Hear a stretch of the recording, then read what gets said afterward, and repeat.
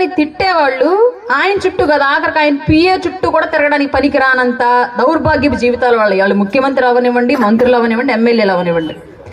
అట్లాంటి వ్యక్తులతో మాటలు పడుతూ కోట్ల రూపాయల సంపాదన వదిలేసుకొని ఏసీ గదుల్లో విమానాల్లో తిరిగే వ్యక్తి ఇవాళ ఆయన గేట్ కాడ సెక్యూరిటీ మాత్రం బ్రతుకుగోడు లేని గాడిదలందరితోటి మాట్లాడుతున్నాడంటే ఆ వ్యక్తి నిజంగా సమాజం కోసం వచ్చాడు, తన స్వార్థం కోసం వచ్చాడు? మీరు ఒకసారి ఆలోచించండి.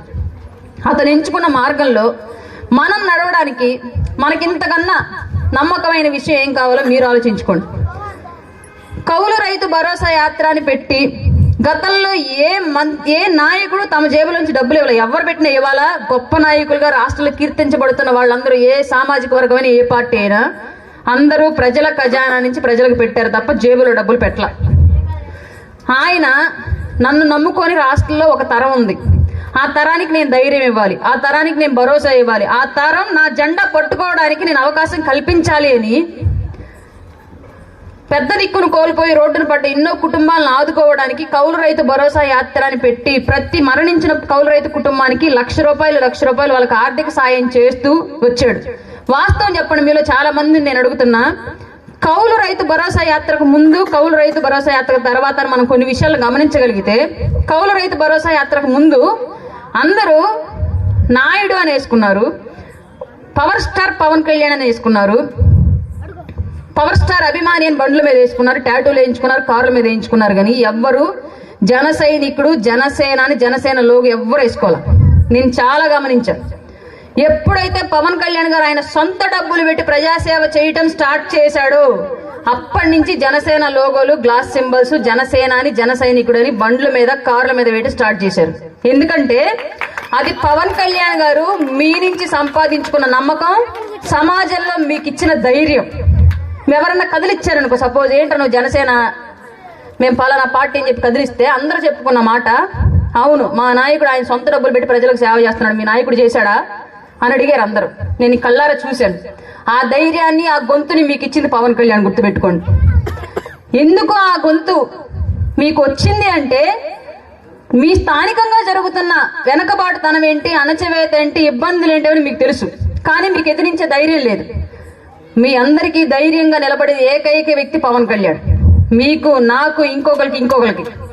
ఇవాళ సామాన్యులకు కూడా ముఖ్యమంత్రిని నువ్వు రోడ్లు ఎందుకు వేయవు, నువ్వు కాలేజీలు ఎందుకు కట్టావు, నువ్వు అప్పులు ఎందుకు చేస్తున్నావు, నువ్వు ధరలు ఎందుకు తగ్గించావు, నువ్వు ఇసుక ఎందుకు అమ్ముకున్నావు, ఇవన్నీ క్వశ్చన్ చేయగలుగుతున్నాము అంటే సీనియర్లు ఇక్కడే ఉన్నారు, టీడీపీ పార్టీకి సంబంధించిన వ్యక్తులు, వీళ్ళకి కూడా నేను అడుగుతున్నాను. అంటే ఈయన ఉన్నారు కాబట్టి చెప్తున్నాను అంతే. సీనియర్ పార్టీ అయినటువంటి టీడీపీ కూడా కొన్ని అంశాల్లో వెనకడుగేసిన టైంలో ఒక అగ్ని పర్వతంలాగా బద్దలయ్యి మనందరికీ ఆవేశాన్ని, ఆవిరిని ఇచ్చాడు పవన్ కళ్యాణ్ గారు. ఇవాళ ప్రతి ఒక్కళ్ళం సందు చివరిలో ఉండే చిన్న పిల్లోడితో సహా ప్రభుత్వం ఎన్నుకున్న నాయకుడు, ప్రజలు ఎన్నుకున్న నాయకుడు ప్రజలకు సేవ చెయ్యాలి అని చెప్పేసి సోషల్ మీడియా సాక్షిగా అయినా, మీడియా సాక్షిగా అయినా, స్థానికంగా అయినా ప్రశ్నిస్తున్నామంటే ఆ ప్రశ్నించే గొంతు పవన్ కళ్యాణ్. ఆ గొంతు ఇచ్చింది పవన్ కళ్యాణ్ రాష్ట్రంలో ప్రతి తెలుగువాడికి. అట్లాంటి వ్యక్తి ఒక నిర్ణయం తీసుకుంటే ఇవాళ ఎందుకు అందరికి సంశయం, ఎందుకు అందరూ ఆలోచిస్తున్నారు? ప్రజారాజ్యం వచ్చింది నిలబడలేదని చాలా మంది మాట్లాడారుగా. పాపం ఆయన ఈ కుటిల రాజకీయాల్లో నిలబడలేక ఈ రాజకీయాలు నాకొద్దు, నాకెందుకు ఈ బురద అని చెప్పేసి నిష్క్రమించాడుగా రాజకీయాల నుంచి. ఆ రోజు మీకు ఏర్పడిన బాధ, ఆ రోజు మీలో కలిగిన ఆవేశం, ఆ రోజు మీలో కలిగిన సందేహాలన్నింటికీ ఇవాళ సమాధానం పవన్ కళ్యాణ్. ఆ రోజు మేము నిలబడ్డాము కానీ ఆయన నిలబడలేదని బాధపడ్డాం. మీ అందరూ ఇవాళ మీకోసం ఒక వ్యక్తి నిలబడి పోరాడుతున్నాడు. అన్ని ఆలోచనలు పక్కన పెట్టేసి పవన్ కళ్యాణ్ గారి ఆలోచన మీ ఆలోచనకు వచ్చి నిలబడండి రేపు ఎలక్షన్కి. రండి, ఇంకా గ్రామాల్లోంచి బయటికి రండి. అయిపోయింది వైసీపీ పరిస్థితి, అయిపోయింది. రేపు ప్రతిపక్షంలో ఉంటుంది వైసీపీ, గుర్తుపెట్టుకోండి.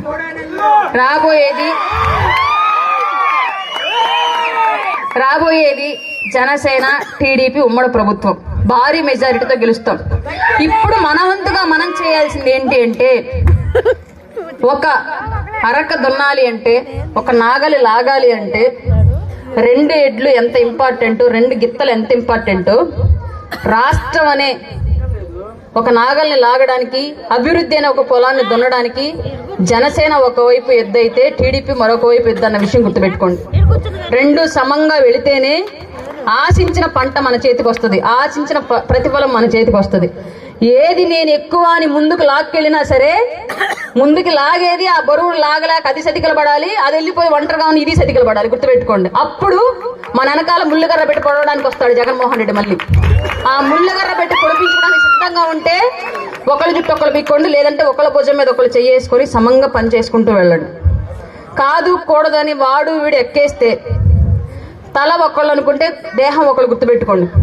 తలకి విషం ఎక్కి నేను తెలివైన దాన్ని, ఈ దేహం ఏముందని చెప్పేసి ఈ విషాన్ని దేహానికి ఎక్కిస్తే దేహం చచ్చిపోయింది, తల చచ్చిపోయింది. గుర్తుపెట్టుకోండి.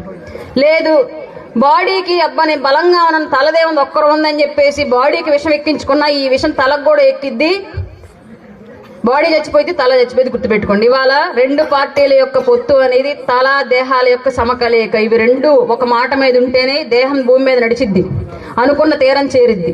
లేదంటే తెలివైన తల నిర్జీవం అవ్వాల్సిందే, బలమైన బాడీ మట్టిలో కలవాల్సిందే. గుర్తుపెట్టుకోండి. ఆ మట్టి జగన్మోహన్ రెడ్డి. ఈ విషయం గుర్తుపెట్టుకోండి క్లియర్గా. ప్రతి ఒక్కరికి చెప్తున్నా. ఎవరిని ఇక్కడ వైసీపీ వాళ్ళు ఉంటే మాత్రం నన్ను అన్నేదా భావించవద్దు, మేమందరం బాధితులం కాబట్టి ఇక్కడ మా బాధను అయితే చెప్పుకుంటున్నాము, దయచేసి క్షమించండి. అందుకే మళ్ళీ ఇంత బలమైన ఒక గ్రామంలో ఇంతమంది రావడం అంటే చిన్న విషయం కాదు. మీరు ఎన్నో ఏళ్ళ రాజకీయం చూసుంటారు, ఎన్నో ఏళ్ళ నాయకులను చూసుంటారు. ఒక్కసారి పవన్ కళ్యాణ్ చెప్పినట్టు విని పవన్ కళ్యాణ్ గారిని చూడండి. రాబోయే రోజుల్లో అధికారం రెండు పార్టీల చేతిలో ఉంటుంది. రాష్ట్రం కోసం తీసుకునే నిర్ణయాలు ఇరువురు నాయకుల చేతుల్లోనే ఉంటాయి. మనం ప్రతి ఒక్కళ్ళం వైసీపీ కార్యకర్తలను కూడా కలుపుకొని, వాళ్ళు మనకు శత్రువులు కాదు, వాళ్ళకి పాప రాజకీయం తెలియక నాయకులంటే ఎలా ఉండాలో తెలియక అలా తయారయ్యి ఆ వ్యక్తిని ఎన్నుకున్నారు తప్ప వాళ్ళకు కూడా పుట్టుకతో ఏమో వాళ్ళు చెడ్డోళ్ళు కాదు. వాళ్ళకు వచ్చిన సమాజంలో వాళ్ళకి అవసరాలను బట్టి ఆ వ్యక్తి వెంట నడిచారు.